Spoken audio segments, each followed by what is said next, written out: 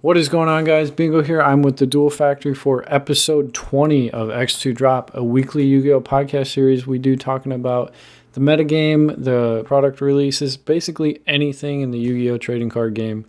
And this week marked the ban list coming out, a new set coming out, and basically the start of the 2019 to 2020 competitive Yu-Gi-Oh! Season. And that is going to be the primary topic of discussion today. And with that being said, we did have our sneak peek this past weekend for Rising Rampage, and we got a little bit of experience despite our locals' lack of competitive players, but there are some competent players there, so we got our first taste of the new format. Myself, I played Going Second Sky Striker, and I believe Joe actually played off meta. He was playing the heroes with the new Vision Hero support. So bird is the word. I will kill you. So Joe, looking at the little bit of time we've had to digest the ban list as well as kind of just theory the decks of the format, how do you feel about the new format? Heroes were one line of text away from being tier 1.5. Striker still sucks. Thunder's the undisputed best deck. And the Bathinator still doesn't know how to play Yu-Gi-Oh! That's what I digested from this week. All right, that's been episode 20 of... No, I'm just kidding. Okay, so Joe has never been a big fan of Striker. I do have to back him up a little bit. I do feel like it is a solid rogue deck of this coming format. I don't think it can stand on its own in a 13-round Swiss tournament. It just has too many flaws currently with being so reliant on multi-role in the way we used to play Striker. So maybe there's a way to adapt it where it's just, I don't know if it's going to turn into a control deck or a weird OTK deck. I don't know. I think there's a better option. I do think it's between Danger Thunder and Pendulum of being the best deck. Now, I don't think it will be Pendulum just because if it is heading that way, Pendulum has probably the most counters to it in the game. The mechanic is inherently strong, and that strength is actually the biggest weakness, being reliant on pendulum scales and having so many inherent outs like Dimensional Barrier, Anti-Spell Fragrance, Typhoon, Twin Twist. There's so many outs, but what do you think, Joe? So, at first glance, because I've also been talking to Aldo about this a little bit, Pendulum seems really, really insane, and I see a lot of players are actually, I can't believe I'm about to say this, but are actually adapting to Triff Gaming's build of 60-card Pendulum. This is just a little bit of table talk that me and Aldo had, but he was telling me how he thinks 60-card Pendulum is really good because he got hand-trapped 3 times and still ended on like 2 negates and Dengersu live in the graveyard because he's playing the Orcus combo.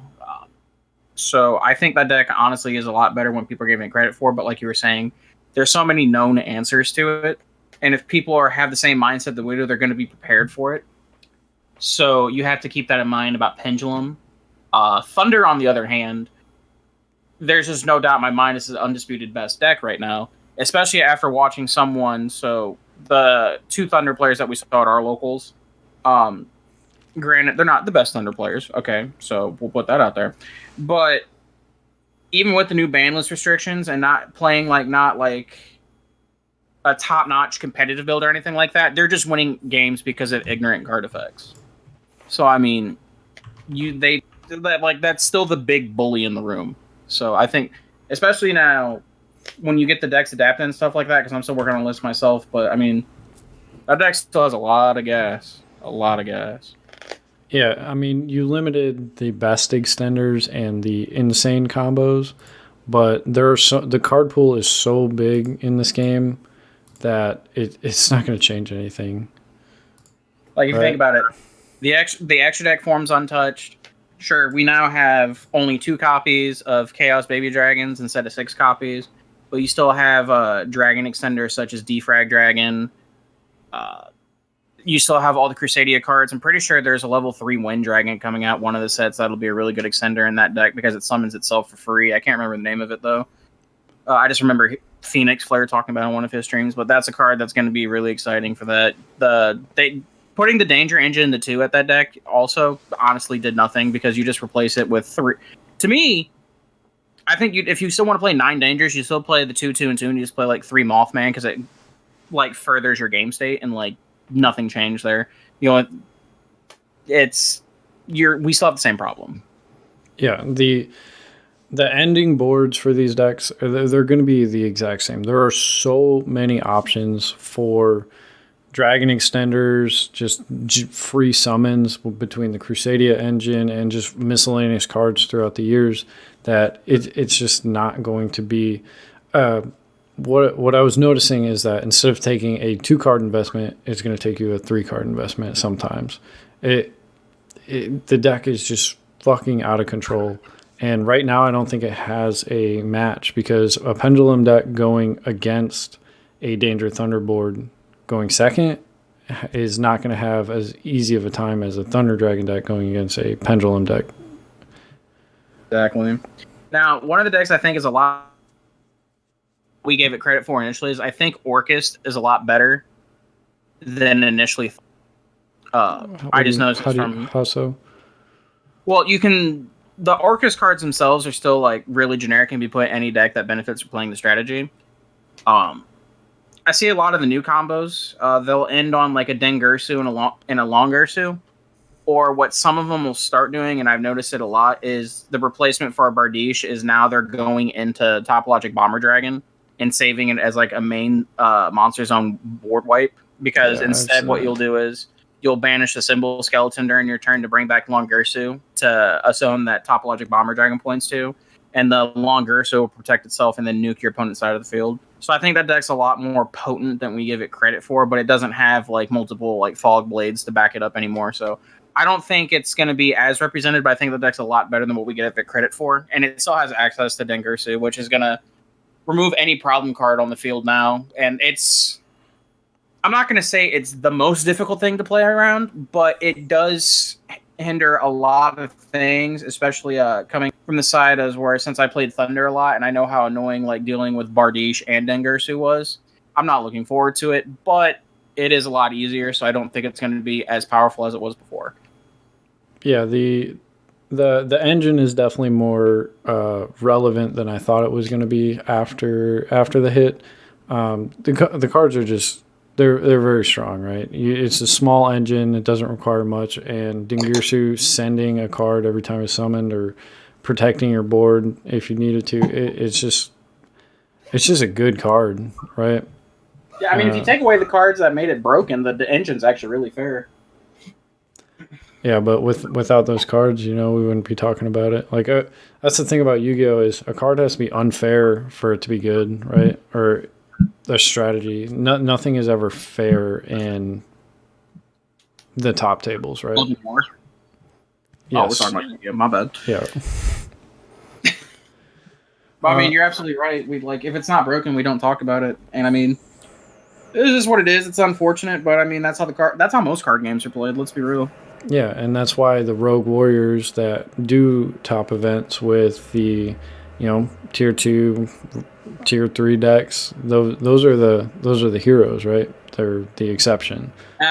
Get it, heroes? I'm playing heroes. I'm a top watch. Yeah. So we touched on the main decks, but we did talk about Rising Rampage coming out, which introduced to us a couple of new archetypes. Most of them are just fun, like pack filler or fun rogue strategies that aren't very good. But then we have the Marine Cess, right? Mm-hmm. Right now, the deck is neat. In 3 months, in October, when we get the next wave of support, I feel like it could be tier 1 or at least a solid meta deck to play. To kind of replace Salamangreat. I think the closest it'll get is 1.5, and that might even be a stretch, because it still has the classic flaw of most Yu-Gi-Oh! Decks from being good, right? It's still a trap deck.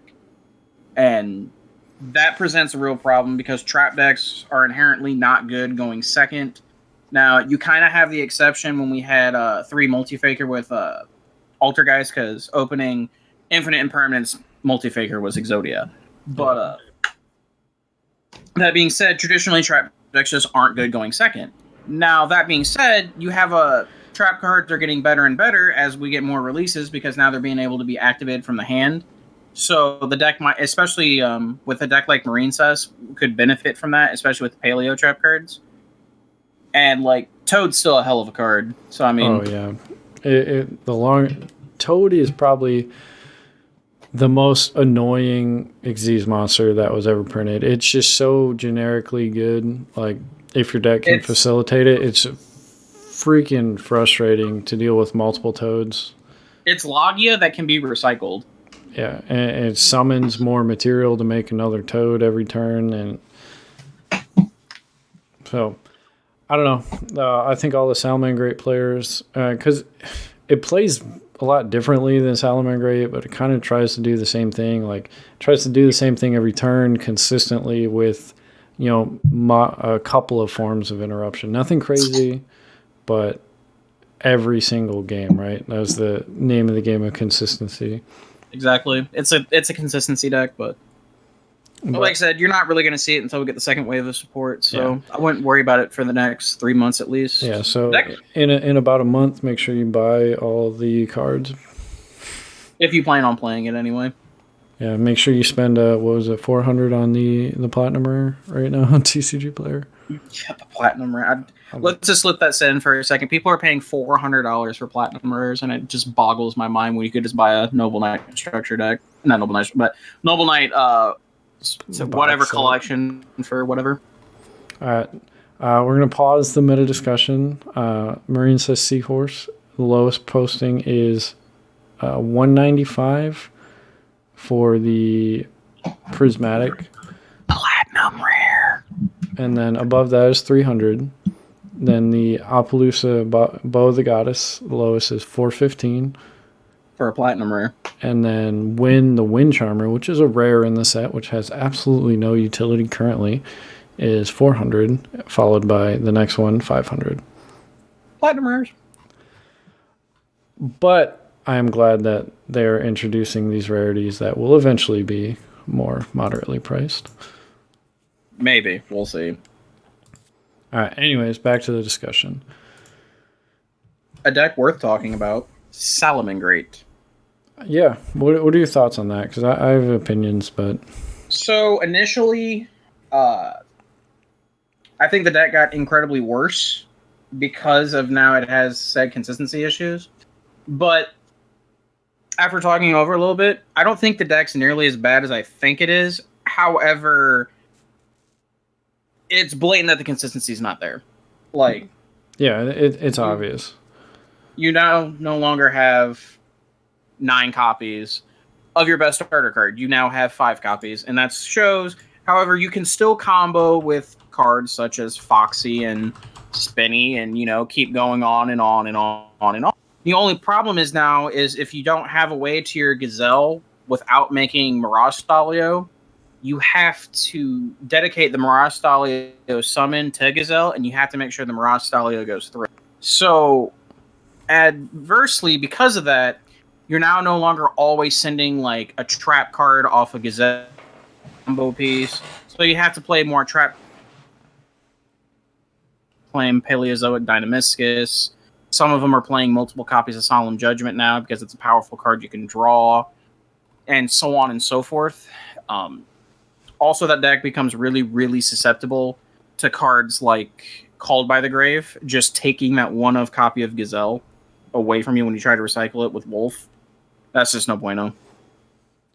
Yeah, there's some really strange theory going on in the Salamangreat community because, there's so much cyber support, right, that they're just trying to see if they can adapt with, like, Backup Secretary and all these strange cards. I don't want it to be, but I definitely think this deck will be at least a 1.5. It'll be relevant in the coming format. I just don't know how relevant. I don't know how represented it's going to be. I don't think it's going to be represented in the droves that it was before. That's for sure. No, you're going to have people like, kind of how I play Sky Striker, where it's just what I'm comfortable with, and it's what I want to take to an event because I know how to play it compared to Danger Thunder, and it can do well, and it's still going to be able to win, but you're sacrificing. You're gonna lose to some jank hands. You're gonna lose to a DD Crow or like something that you wouldn't have lost to before. Yeah, you're giving up consistency for familiarity, if that makes any sense. So, I think that's it on Salamangreat.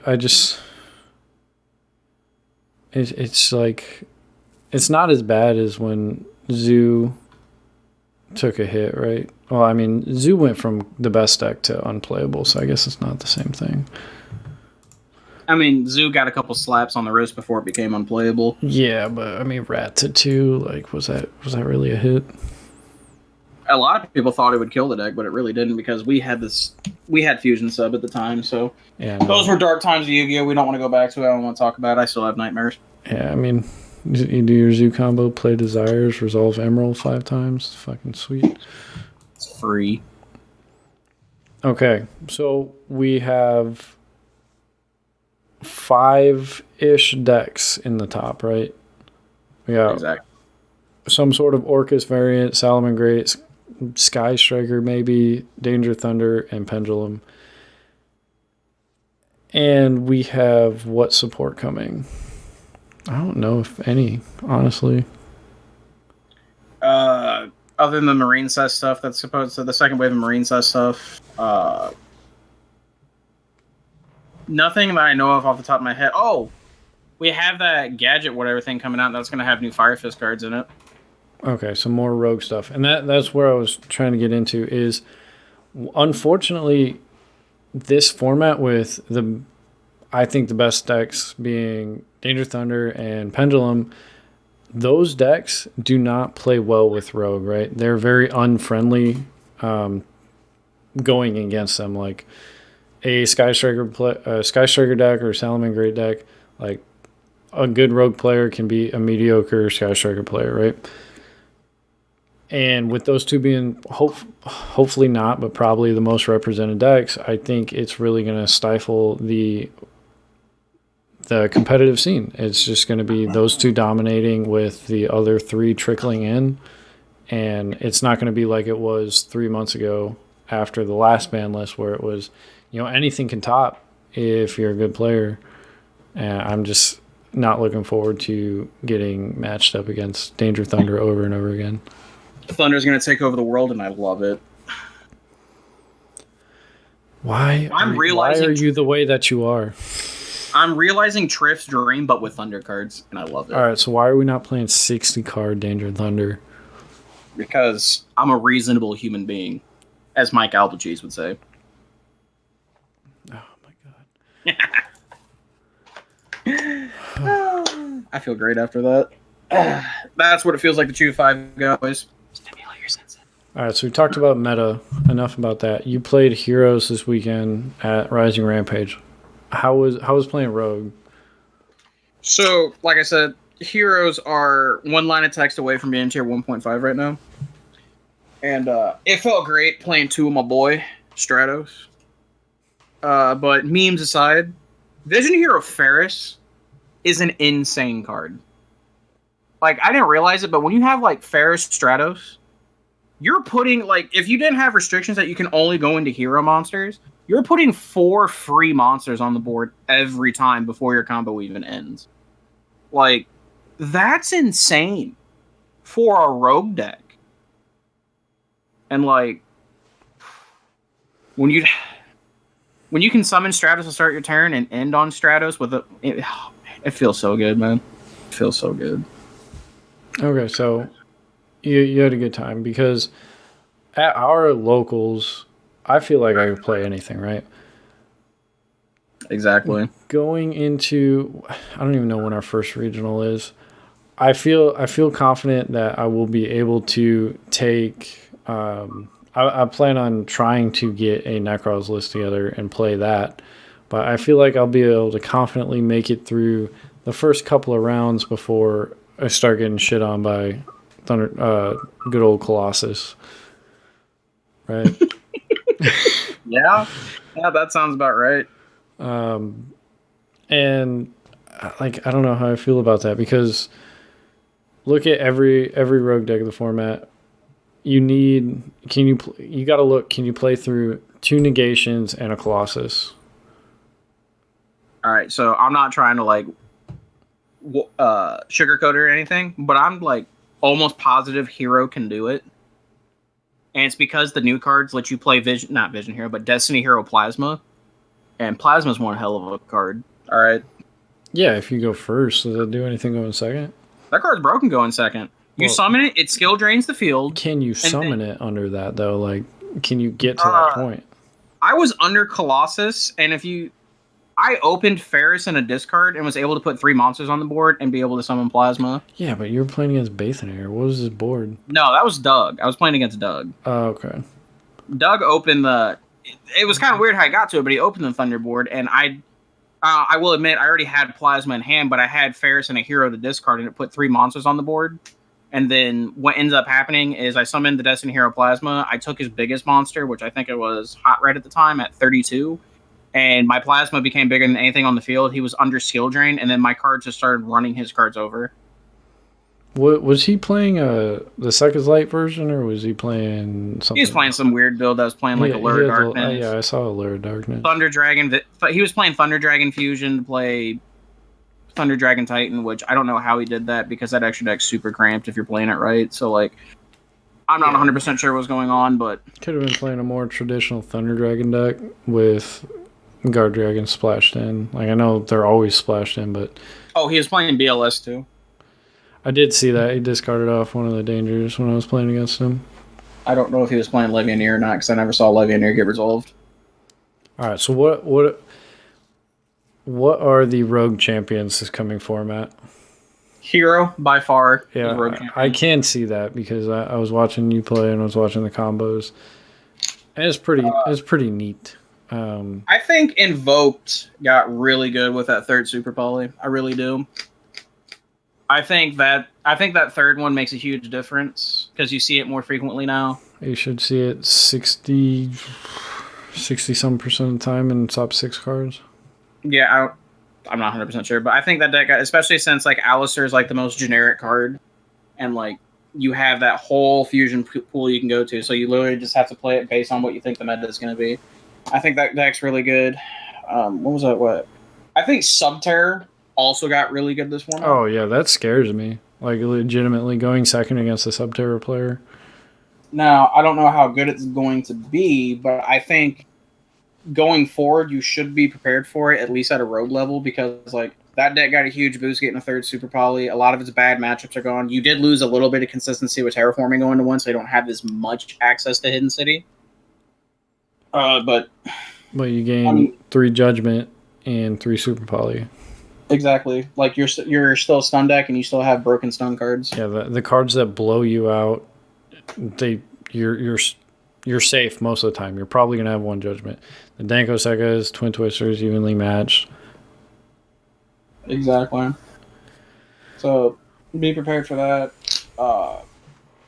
Trying to think. There's one other rogue deck I was thinking of. Dragoonity? Dragoonity. So as much as I love seeing that deck being played right now and all the sweet stuff you can do, it absolutely cannot go second. 1 interruption, you can't play. So the only reason I am interested in that deck is because it is almost the only deck that can facilitate Tempest to its full potential. Oh, 100%. You can use Tempest to search combo pieces for Dragoonity. It can search Mistletoe, which is what the deck desperately needs. God, the Dragon Rulers are just so cool. Just give them all to us. Don't do that. Hear me out. A dark and a light Dragon Ruler. I could have banished Thunder Dragon Dark and Thunder Dragon Roar to summon a dragon. Let's go. Oh man, what would the banish effects be? I don't know. Dark would have to be something with the banish power. Yeah, it'd have to be like banish a monster, banish a dragon from your deck or something. I would say light would be a reborn, but we already have Redux, so it's got to be something else. Let's just make it rip a card out of your opponent's hand. Why not? All right. Now, ridiculous. my top See, I don't want to pick my top favorite rogue decks. I want to pick like stuff that will actually be good. Honestly, if people can figure out a sub engine for Burning Abyss since Orcus got hit, but like looking at the way Orcus is being played, it still might be semi-viable. You know, Dingirsu plus a Beatrice isn't too bad for a rogue deck. Because that deck can still make Boral Sword on a whim and just murder you. Dante's still alive and kicking. Yeah. That deck's got a chance. Burning Abyss, legitimately Necroz with like 2 Chirrut is cute. You do play 2, but it just raises the consistency a little bit and gives you a follow-up play more often than not. And that's a big thing because you were kind of dead in the water if your main line of play got stopped. Yeah. Yo, what is Necroz a Cataster's effect? I forgot. It's just like regular Allied Justice Cataster. So if they battle a Dark Monster, they, at the beginning of the damage step, destroy them? It gets nuked! Yeah, so I was genuinely thinking of maybe testing that card at 1 because you could play Super Poly more effectively and you could have a level 8 Kaleidoscope target for a Colossus and Cataster. And Cataster has the cool effect of also being a Monster Reborn in hand. Yeah, and discard, special Shrit, whatever, search a follow on Brio or a Trish. So I'm excited for that deck. I definitely think it got a big boost. I would 100% play it as a going second variant still. But it's just whether or not you play cards like Danko Seka or you just stick to the Jews. The juice. Sorry, I got excited. So BA, Necroz, I also would play Invoked. Now, with Invoked, the Super Poly is such an awkward spot because if you Super Poly your Alistair away, then your Alistair probably got stopped, right? Right. And it's just like you don't want to be doing that. I mean, you don't want to, but I mean, I don't know. Yo, Magical Muskets is probably my 3rd rogue pick. I think that deck is. I completely forgot. It got such a big boost. That like it can do crazy things that it should not be able to do. That one Link monster does so much for that deck. Yeah, that so Link monster, the trap that lets you link on your opponent's turn. It's one of the best decks to abuse Security Dragon with. It can make fucking Boral Sword. Magical Muskets, a normal summon deck that was previously Open Ties of the Brethren and Hope It Resolves, can make Boral Sword and kill you. Make Boros and kill you, fam. Kill you. That's scary. That actually is kind of scary. Yeah. It just loses to Colossus, right? Colossus are to stop your actual normal summon. Yeah, I mean, a deck will always lose to Warning. But they do have that trap that no one's going to play in their build that lets you special summon a Magical Musket from your hand once during the main phase. So maybe people will play that since it's searchable and it actually gives you a follow-up or something. I don't know. But yeah, those are my three rogue picks. I'm definitely going to be profiling all those. It's going to be exciting. It's a good time for Yu-Gi-Oh right now. Yeah. Other than the blaring overpoweredness of the best 2 decks, everything else is pretty fair game, which is exciting. If you're not a weenie, then it's completely all right, because, like, so excited for Thunder to rule the world. Yo, how is the Thunder Mirror before we sign off? Like, same as always. Use the dangers to play around it. Electric Virus is going to be insane. I think you're going to start seeing more Crystal Wing than Hot Red because it's going to be more represented. I think you're gonna have to start playing Borreload again because that was actually like really, really crucial in the original Thunder Mirrors. So just because you can't target it and like you can steal Colossus and that's pretty cool. Is it gonna be I don't want to make my Borreload first so that they can't take my Borreload? If you're making Borreload, you better be 100% sure you can kill them. Yeah, like 100% sure you can kill them. Borreload into Borreload into Hot Red or whatever you got left is a That feels bad, man. Exactly. And a top decked Levianeer will go a long ways. A long ways. All right. Well, guys, I hope you did enjoy. I had a lot of fun. I'm excited for this upcoming format and basically playing a bunch of Rogue until the season actually starts with the regionals in the next couple of weeks.